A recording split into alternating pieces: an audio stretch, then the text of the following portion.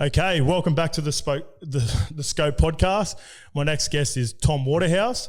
A lot of people would have seen Tom before. A lot of my fans in particular, like I said, just off air before, we come predominantly from a rugby league background, but we've got a few horse racing enthusiasts that follow us in the Scopes Punters Club. And I've been told also that, there's one little bit that people might not know about you, Tom, is that you're the king of Taormina in Italy as well. So I've dug in there and got a bit of information off one of my good friends, Nadia Fairfax. Yeah, exactly. Who's good friends with your sister Kate. And thanks for coming on, mate. Thank you. Yeah, well, it's an interesting story with Taormina is my sister and Rico got married there, and my wife and I, we got married there, and our kids have been christened there. It's great. Yeah, nice part of the world. I thought that was a little bit to throw there. Have you been there yet? Or? No, I haven't. As we spoke about off air before, playing over in the Super League, it's the one country out of predominantly the bigger ones. You're talking Spain, England, and all these sorts of things that I didn't get to go to Italy, but good excuse to go back. Yeah, beautiful. We'll have to once everything gets back to normality and we can start traveling again. That could be the next destination, mate. The way we like to start our podcast is we start with the grateful. One thing we're grateful for, it's all about positive energy and...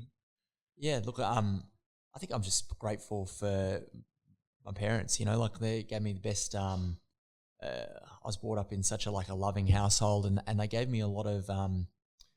my mum gave me a lot of sort of discipline and my dad put a lot of faith in me, just had a lot of faith in me as a kid and gave me confidence to try stuff. And so...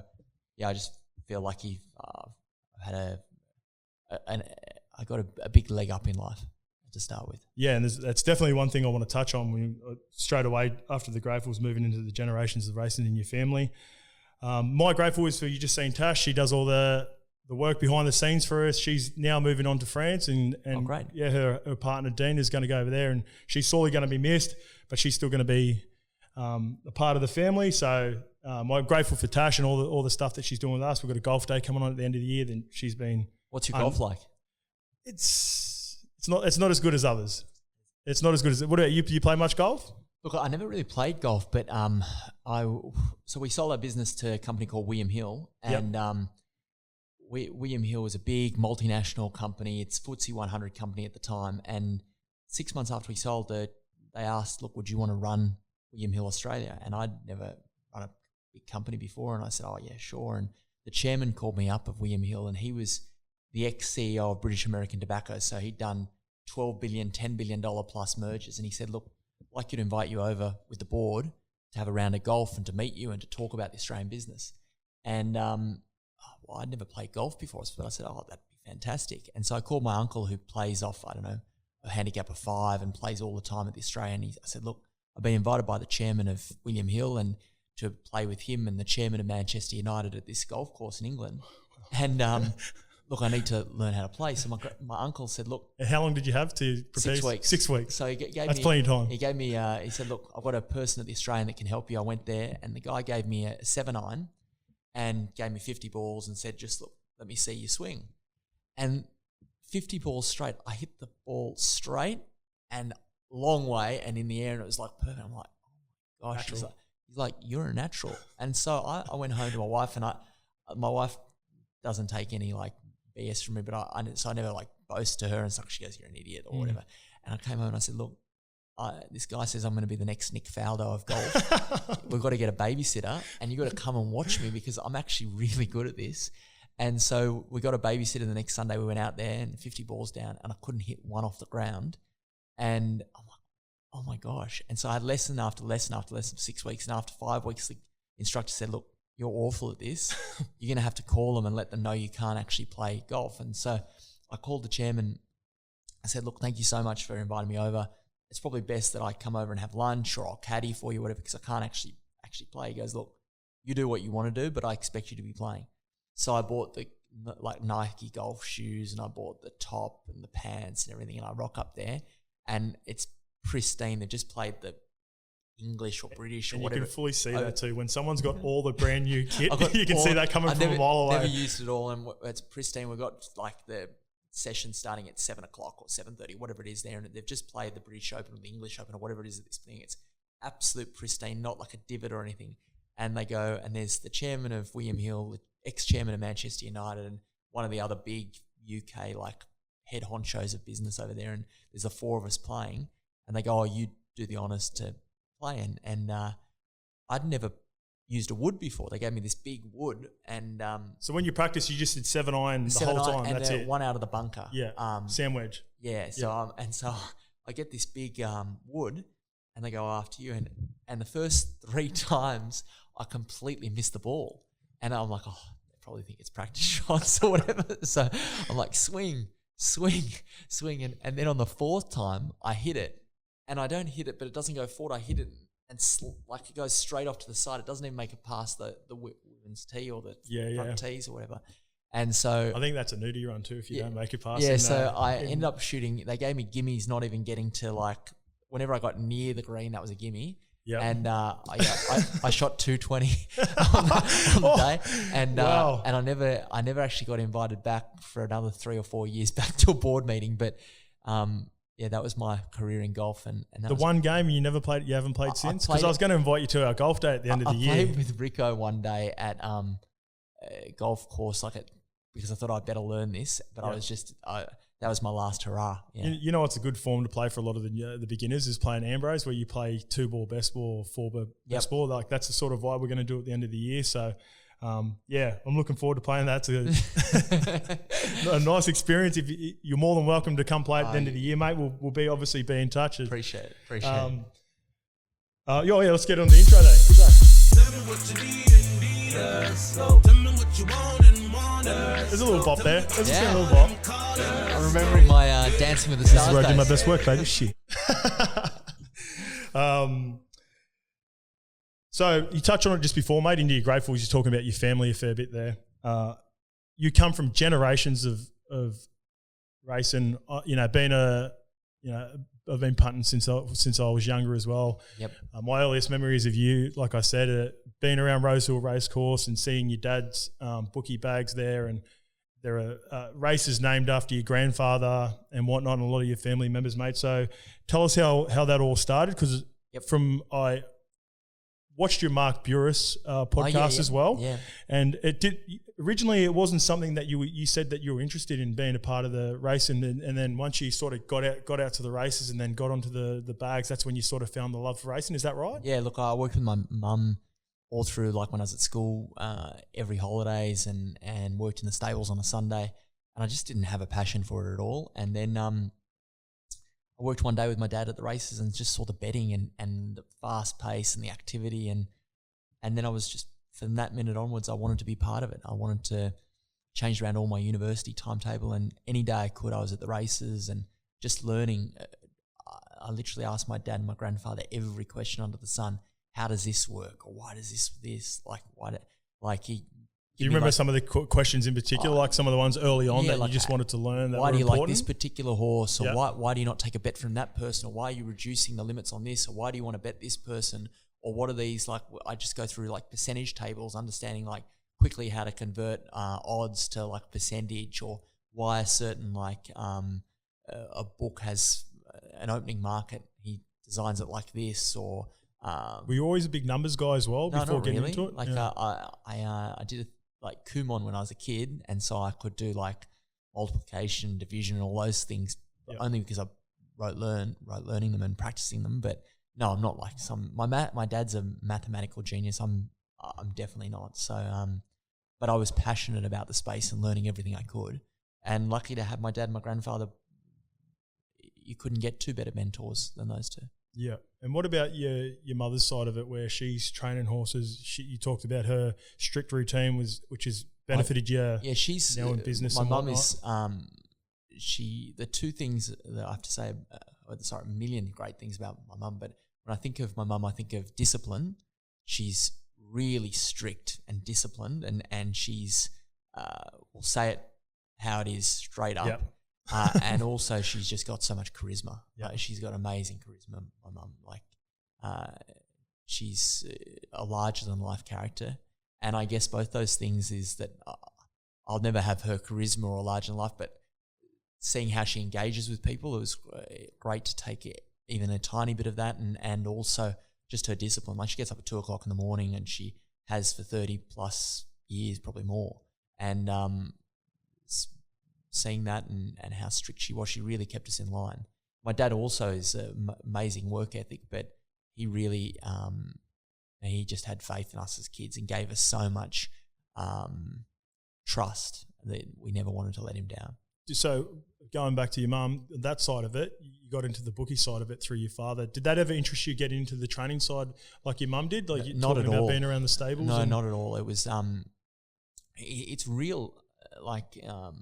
It's real hard work. It's a different type of slog, isn't it? Yeah, it's a different type of slog. I remember just getting up at I probably got up at 3 o'clock in the morning or 2:30 whenever she woke me up to go to the stables with her when I was a kid, and this is just torture. I don't want to be up at this time. And they give me 2 big horses to hold on to as I walked around the bull ring. I'd walk around for an hour and a half holding on to these 2 horses and then going and riding. I used to love riding. I rode all the time as a kid, but these are big, powerful animals. Yeah, there's a difference between the ones you ride, obviously. The ones that My Little Pony to these horses. Yeah. It was just, and I just wasn't passionate about it. And I think you give it your all when you're passionate about something. And I was like, this is crazy. Why isn't she sleeping in and relaxing a bit?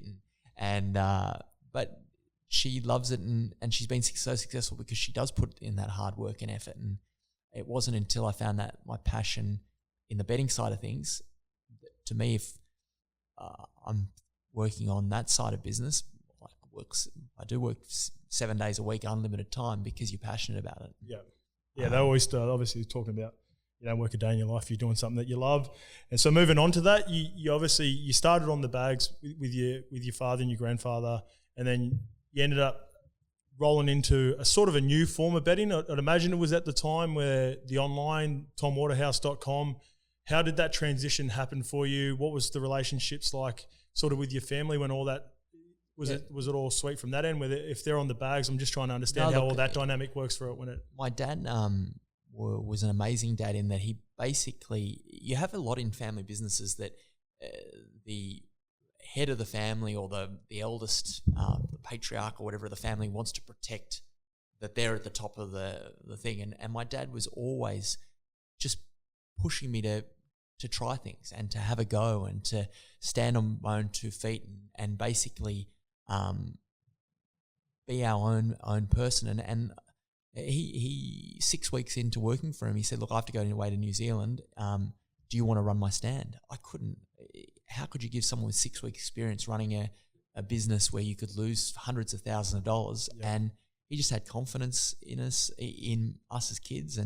And the same, my grandfather came out of retirement to teach me the art of bookmaking, and they just gave me free rein. Yeah. So during that period when your dad gave you control of it, you see granddad purely come back just to help you out. Yeah, like, so my dad would, whenever he'd go away, he goes, you run my stand. And then after a bit of time, he said, look, you should get a license, your own license to the dogs, and should get your license to go and work in the country. And then my grandfather said, look, I'll come back and I'll mentor you of what I know about bookmaking. But it was never, I've never ever felt from my dad and also my grandfather, they're trying to protect their patch. It's like, how do we make you as strong and as the best person you can be? And that was amazing environment because you have the support and learnings and to be able to fall back on them for as much support as you want, but also they're pushing you to try and grow. And so I had the best time ever working with my dad for years, and then I worked with my grandfather for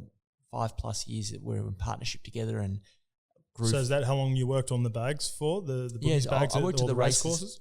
I worked at the race in New South Wales from 2001 to 2007. Yep. And that so was that's when I met you around 2004, 2005. Yeah. I turned 18 around then. So that was a combination of working with my dad and working with my grandfather, working in partnership with my grandfather, working for myself with the dogs, working in the country. And then my grandfather and I, we went from being the smallest bookies on course there to being the biggest bookies on course in a period of time. And that was really his, he just said, look, you've got to bet big. You got to gamble. You got to take chances. You got to think big all the time, and really just getting pounded in all the time by him of these lessons of this is the way you got to view it. This is how you build a big business.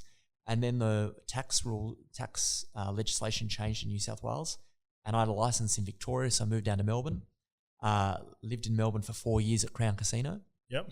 And that was a great business, on-course business in Melbourne the first year I was down there, and had lots of advantages in that. Had access to the internet, which you didn't have in New South Wales, had access to Betfair, had my dad's form, could offer different products. And so the business really expanded. And then that all changed. The advertising restrictions got lifted, so these internet businesses started to boom, and the on-course business started to decline. So that sort of started the transition to tomwaterhouse.com. Okay. And so moving on to tomwaterhouse.com, so you said that was a pretty smooth transition getting into that right at the start, or No, it did really well for you right at the start? I'd only ever known on-course bookmaking. I just learnt the lessons from my dad and my grandfather, and suddenly that business went from being we were holding on course $6 million a day, like hundreds of thousands of cash floating around, people betting, and then within a year it dried up. And so we thought, well, we'll go into an office, and we had a telephone, and we thought that people were going to call on the telephone, and we had maybe 100 clients calling, and then we thought we'll start this internet business. Maybe a few of those 100 clients will want to have a few internet bets. And then I went on TV with my mum on. She was on TVN, and I just jumped on for a few minutes and went on there, and we had like 30 signups. So we're like, oh my gosh, we had 100 clients, now we've got 30 signups. Maybe this TV works. And Rico, my brother-in-law, was working at Channel 9 at the time. He says, look, we've got this Rugby League World Cup package.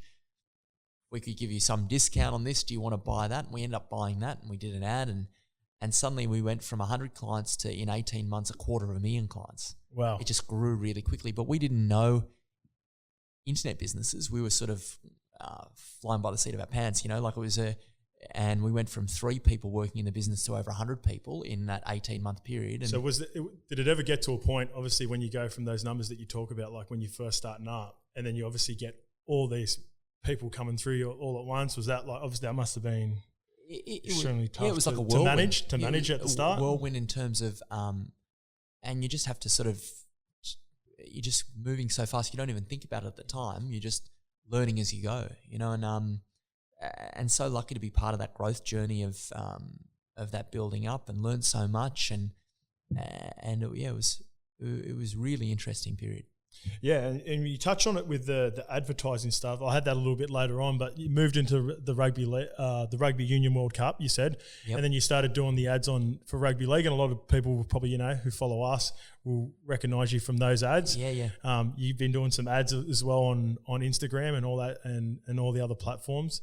So we basically realised pretty quickly that live sport worked on TV, and this is where. This is before that sort of digital takeoff of now everything's on, whether it's on TikTok or Instagram or Facebook or whatever. But before that, TV was still really powerful in terms of watching live sport. And so we thought, well, all these overseas operators are going to come in, like the Bet365s and the William Hill and the Ladbrokes. We better buy up as much live sport as possible. So we bought the Rugby Union, the AFL regional spot, and the Metro AFL. We bought the tennis. And I felt like we seen you everywhere. We tried to buy you were everywhere, as much mate. as possible. And but I went and saw David Ginchel and said, look, what about, could we buy the NRL? He goes, the Tab's got it. They've got it for years, and they've got this first right to renew. And I said, when does that come up? He goes, well, it's actually at the end of this year, but they'll renew it. And I said, well, what about if we offered you this? Do you think you would go with us? Yep. And he's like, that's a different story. That's a lot. And he goes, well, look, if they don't renew on this day and you call, it is what it is. It's your contract. And so I called them at 5 o'clock or 5:01 and said, look, if they renewed, he goes, actually I haven't. I said, look, we'll do it. And so we went on NRL, and just before we're going on, I used to watch rugby league when like Alfie was playing and Wally Lewis and like Steve Renoff and all these I knew those, but I hadn't watched rugby league 10 plus years, not because I don't like rugby league, but you sort of get busy with work, and it's a different time of your life. And it's a little bit different watching it as a kid too sometimes, and then you got other interests in life as you get older. And so I didn't know really anything about the current rugby league, and also when I say I used to watch it just as a kid watching it. I don't know the ins and outs of rugby league, and so I'm so nervous. And the deal was, look, 5 minutes before kickoff, Tom, you can talk about all things rugby league and betting. And so I'm like, so nerve-wracking. And so I said, look, can I have a practice run? So they got me in with this Steve Crawley, the guy that was running all the sports content for Channel 9, and he gave me a dry run. And he's like, oh my gosh. He's like, in all my time in TV, I've never seen anyone worse on TV than you. And so he goes, look, we'll just put you on the panel. Yeah. And when you forget what you're going to say, we can like turn to Joey Johns or Brad Fittler or whatever, and they'll pick up, and at least you won't look like you don't know what you're talking about. And so I went on there, and then the first day of that rugby league, there was so much backlash. Who does this young punk think he is, like on the NRL commentary and all this sort of... Yeah. And but yeah, that was great for business in that it caused people to talk about it. And that's the thing. The way you look at it, like there's that old saying about any publicity is good publicity. For whatever reason, whether there was the backlash or people were talking about you all the time, people were talking about you all the time after games and when the next day. Yeah, people have to have an opinion, especially when you're trying to launch a brand. And then therefore talking about your website, your brand. And give it it becomes where if you don't have that sort of cut through, it's very hard for a small brand to really take off. Your product has to be so much different and so much better that network effect just takes off. But if you've got a product that's similar to another one, how do you get that cut through? And that's really the job of marketing. And you do it really well. And as we go a little bit further down, we'll talk about your new ads and your new company, but we'll quickly get to the new app. Yep. You've now switched sides, essentially. You're trying to beat the bookies. Yeah. I love the concept of it. I think, being a punter myself, I've got, all the different betting agencies and, will you explain? You obviously going to explain it better than what I. What's the new app about? So we sold to business TomWaterhouse.com to William Hill. Ended up running that business for them in Australia for 4 years, and then we sold that business to the Stars Group, which owned BetEasy, CrownBet, and as part of selling William Hill, I was able to buy back TomWaterhouse.com. Yep. On the condition I didn't go into taking bets for 2 years, and so I thought, well, what am I going to do? I only know really to take bets, and I thought, well, there's such a large part of the market of people that love betting, but they do it for entertainment. They're not out there to win at the end of the year. They just go, look, I love having a punt on the races or the footy or whatever. I don't really care if I lose a bit. I just want to enjoy it and have a. And some people just like the thrill of it. The thrill of it, yeah. And but it's very hard to win betting, but there's a small group of people that are able to win betting. And the way that they win betting is that they analyze the market to find where they believe is a mistake. So they use this data or analysis to analyze where there's an opportunity. And then they go, how confident am I that there's a mistake? So how much am I going to bet? And then they go, well, I have to get on at the top price. So which bookie out of the 25 bookies is offering the best price? Because that means there's the least amount of house edge against you. Yep. And those probably even sound complicated, me saying that, but no one really ever talks about that. Yeah, a lot of the punters will understand it. Like obviously, people that don't gamble too much. Yeah, they're probably, what the hell is he talking about? Yeah, it's obviously about finding the best tote on any given app. So rather than you getting a horse at $5, you're getting it $6 or $7. Yeah. And so it's a little bit. And so we just thought, well, if we can try and educate or make our members better bettors, they may not even win, but if they're actually becoming better at it, they're going to get more enjoyment out of it. They're going to be able to actually understand what they're doing and how they can put an edge in their favour. And it turned out to be very popular. So we started a subscription business, which was TomWaterhouse.com. But the biggest complaint we got was they're like, oh, well, you say they're good tips and they win this, but I can never get the price. And I said, well, look, how many bookies have you got an account with? They go, oh, one. And I said, well, if you just one, you've got to have multiple. They're not always going to be the best price. Yeah. So we started an odds comparison or an odds aggregator inside our tipping app, which is like the Trivago or the Booking.com or the Tinder of betting. And that basically you get our tip, but you also have a click down. You can bet with 8 to 10 bookies with one click and get on at whatever's currently the best price. And that's, we just sort of thought, well, look, if you're going to go and book a hotel room or an air flight, you'll go on a site and you're like, oh, if one's $800 and one's $750, I'll go with $750. Yeah. Well, in betting, you're never really thinking about, oh, one's $6 and one's $8. Well, I'll go with the one $8. But we thought if we can just display it in a very easy to use app, people might be interested in it. It's it's turned out to be. It's popular. funny how people have some of the punters have loyalty towards like some of the betting companies because they give them a few free bets or whatever, and they feel like they're obliged to bet with them when obviously there's opportunities to get better odds at other. Everyone should, like, if you're a punter, like, you should 100% have this app and then have multiple apps and make sure you're finding the best tote because you're essentially you're going to win more, costing yourself money. Yeah. So so that's and our members seem to like it. So hopefully it continues. Yep. And some of the members, I've been told that there's a platinum package. Yep. It's big time. It's 120 grand. Is that correct? Yep. To get in the platinum package. So. It's how do I get in the platinum package for free? No. How do so? What's the differences between that package compared to others? Like so basically you get all our packages with that. So all our tips every day, but you also come into the office with us on a Saturday, and it sort of starts at around 10 o'clock in the morning. Come in, there's food. We've got all the form laid out. We go through all the races in detail. We've got obviously the hostesses there serving like breakfast, lunch, dinner, drinks, watch all the racing, watch the sport. But we're really analysing the market of how we can maximise the amount of money we can win over that day. So we're looking at horses that we think are over the odds, horses that we think have much less chance of winning than the market is displaying. So horses that are good lays. Yep. And really just trying to understand of how we analyse and look at the form. And then we go away to, we had went away with, there was 14 of us went away to Royal Ascot before COVID. Yep. And you go to the Royal Ascot for the week, you go to the races in your top hat and tails, we go out to the nightclubs and the restaurants. And then we went, another last function we did, we went to the Hong Kong International Mile and stayed at great hotels and good dinners and just where people just love betting, and we're looking at the racing really in detail and how we look at the market. And it's sort of two things. It's part experience as part package and part educational. Yeah. That's sort of, yeah. And you just during that little period, you touched on laying for some people that don't know the difference between laying. So you can back a horse to win, and then you can back a horse to lose, and that's called laying. Do you have a preference between the two? Look, do you find it's much easier on scale to if you're not a bookie to be a backer, because it's hard in that you've only got one platform like the exchanges to be the layer. Yep. Where if you want to bet and the bookie's made a mistake, well, you've got 25 different bookies to be able to place your bet. Yeah, okay.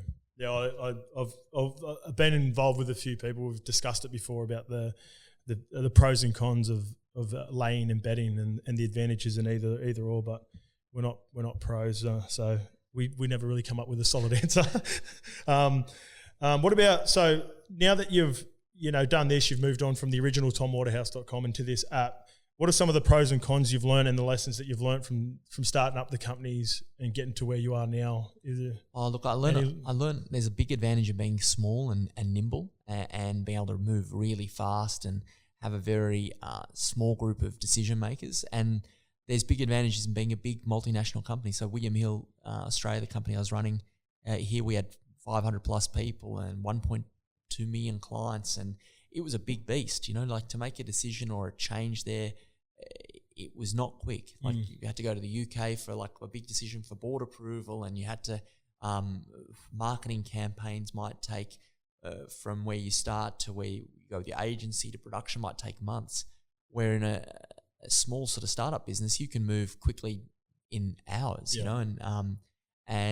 but there's advantages and disadvantages with both. And look, I love being back in this sort of small business startup phase because you can move so quickly and just work between your team and be so agile and change things and move quickly. And I think also is one of the benefits I think I've learned is how to really operate lean. That being lean allows you to pivot all the time, where if you've got a massive, whether it's a cost base or fixed marketing spend or like infrastructure or rents or whatever, like you've got this overhead, you're like, I can't change that because I'm relying on that to be able to fund this. Where if you're able to be ultra lean, you can just pivot, where you're just like, I'll pick up and change that, I'll do this, I'll mix it up. And that's really powerful because a lot of businesses that you're competing against can't do that.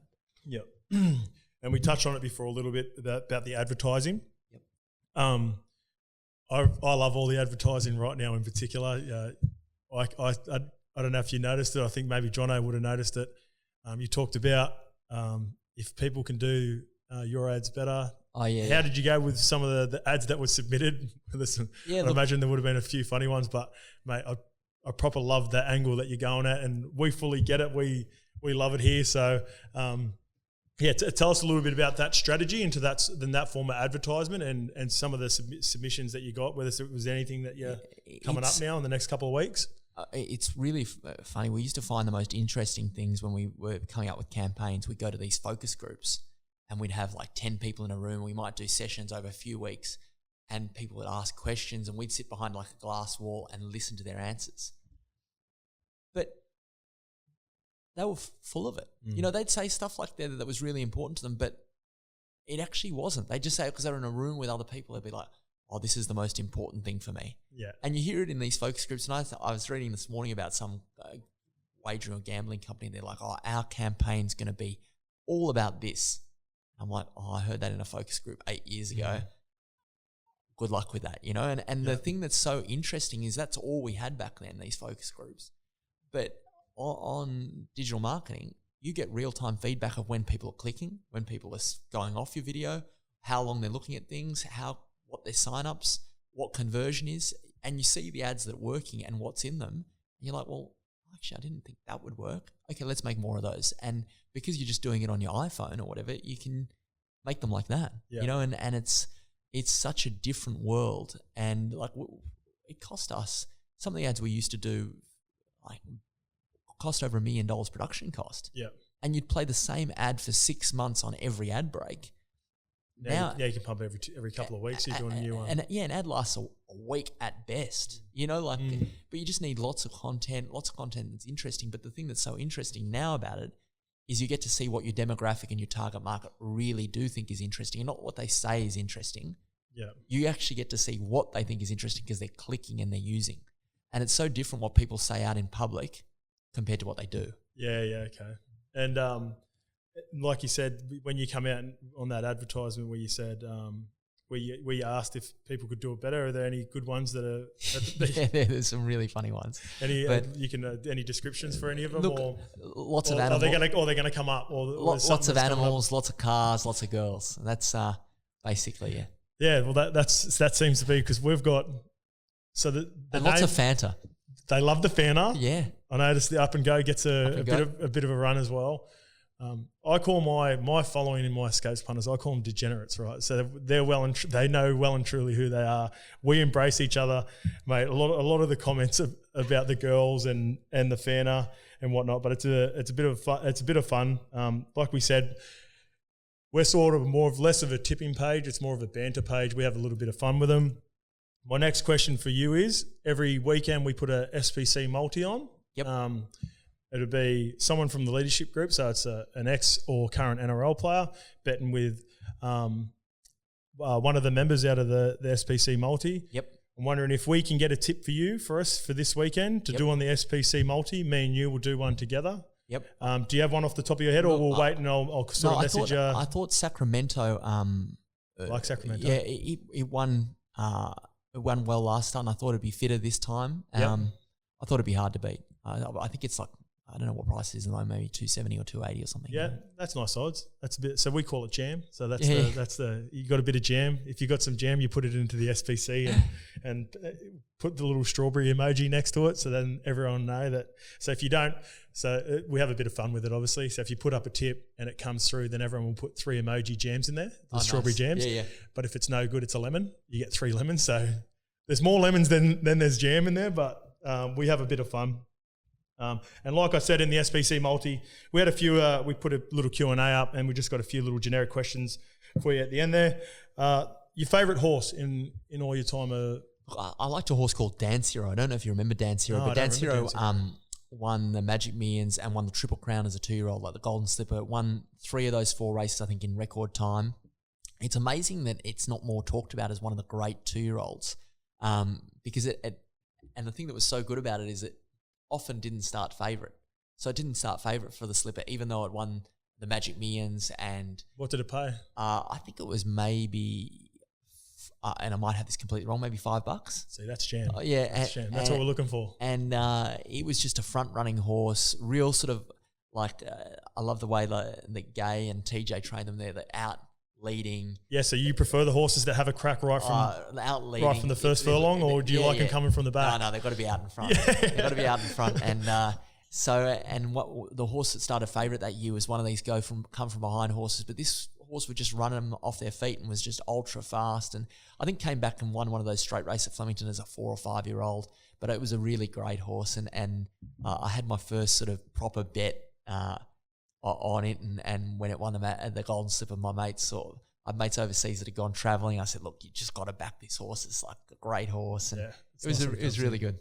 It reminds me of every race, which I tipped in the SBC a couple of weeks ago that led all the way. So what about your favourite race, mate? You've got a few named after some of your relatives? Yeah, look, I obviously TJ Smith's a great race, but I love the Cox Plate, obviously being a weight for age classic. And the thing that's been so amazing is this Everest. The attention that it gets, like it was such a huge acquisition day for us, Melbourne Cup historically. I'd say if it's not the biggest, it's close to being the biggest in terms of for business is Everest. And that's our boss of the NRL, Peter V'landys, he was behind the Everest, wasn't he? And to think that Sydney's got a race like that captures everyone's attention, and it doesn't matter what people write about different races or whatever, people vote with their clicks or with their feet, and it's really a big deal and popular race, and it's great for Sydney to have it, and so they're probably my two favourite. Yeah. And what about for the upcoming carnival, the autumn carnival? Do you have a best bet? You gave us Sacramento for the weekend. Is there another one potentially in future in some of the big races coming up that you really like? Look, I think I like Bivouac as a horse. I think it's racing again tomorrow. It's got a good chance. Look, I don't really follow a particular horse. It's more of like what conditions or what factors has it got about it in this particular race compared to the others. Yeah. What are the track conditions? What are the gear changes? What's the time in backup? All these sort of things in analysing. If I had, let's say, a favourite horse, but it didn't look value, you couldn't. Yeah, you're not going to with a gun to my head, I'm not going to be backing it. Yeah. And the last little one, what's one big do and one don't for betting? One thing that you look at that you pride yourself on. It sounds so like corny because you see it in all those ads. Don't chase your losses. Yep. Discipline, whether it's in betting, it's investing, whether it's in life, discipline is the key. And often biggest thing I think with our tipping packages, like obviously we aim to maximise people's return, and we come up with winning tips and show like great profit within those packages. But I think the best thing about them is it's a set number of tips that you've got and a set staking plan and bankroll. If you follow it, you're not going to be having, because the problem is you see even some of the best punters, they go, I'm going to back this horse, and then when it doesn't win, everything goes in ebbs and flows they're as like, well. Yeah. I've got to have a few more bets to get out, and it's that problem of keeping on betting and having that disciplined approach. Being disciplined in anything is difficult, but whether it's in life or in business or in betting, it's even more so with gambling. It's the biggest, gambling 100%, and it's not easy, But that's probably one of the best lesson that my dad and my grandfather tried. Beautiful, mate. So much good information in there for the punters at home and the followers, and I appreciate you coming on, Tom. Thanks so much. Thank you.